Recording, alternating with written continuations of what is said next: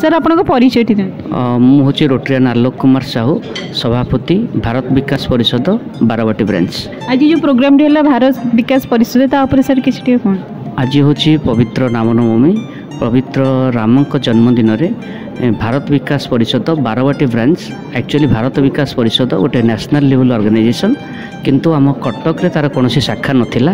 तेणु आज बड़ खुशीर कथा जे पवित्र रामनवमी रे भाईचारार सहर कटक एवं 1000 वर्षर सहर कटक रे आज गोटे नुआ अनुष्ठान सृष्टि हो पारला भारत विकास परिषद जे कि सेवा साहित्य संस्कृति परंपरा एवं सहयोग को लेकिन काम करे। तेणु यही कार्यक्रम को आज आम पवित्र रामनवमी रे दी लिंग चक्षु चिकित्सालय कॉन्फ्रेंस हॉलटार आयोजन करूँ जो थे कि कटक सहर एवं यार प्रांतीय सबू जिलूर कर्मकर्ता माने योगदान करते एवं ये अनुष्ठान रे आज को 40 जन मेंबर आज योगदान करी शपथ पाठ नेले एवं किभली भाव में ये जो भारत विकास परिषद कटक ब्रांचर जो लक्ष्य रही सेवा साहित्य संस्कृति सहयोग एवं समर्पण को ताकू किभली लोकाभिमुख करा जाई परिबो तारी उपरे पुंखानुपुंख आलोचना करा जायतिला एवं समस्ते शपथ पाठ करथिले पवित्र रामनवमी रे ये अनुष्ठान को एक निर्भरयोग्य सनातन धर्मी एवं लोक सेवामूलक कार्यक्रम हाथ को नेबे बोली मनस्थ करथिलु एवं करिउ बोली आमे आशा प्रकाश करछु।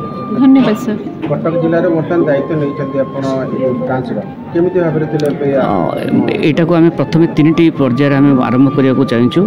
बर्तमान शिक्षा स्वास्थ्य एवं परिवेश शिक्षा रे आम जो सिलेबस अच्छी स्कूल रे से स्पिरिचुअलिज्म कौन सब्जेक्ट नहीं।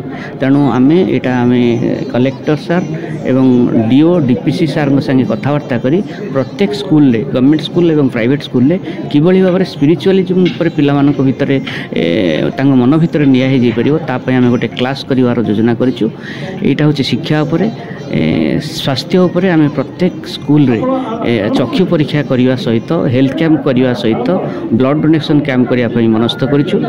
परिवेश उपरे आम एनवायरनमेंट को किभली move for earth move on earth तारी उपरे कार्यक्रम करूँ एवं एक सुंदर सहर गोटे ग्रीनरी सहर तैयारी करने यह हूँ आम लक्ष्य रही। Thank you sir.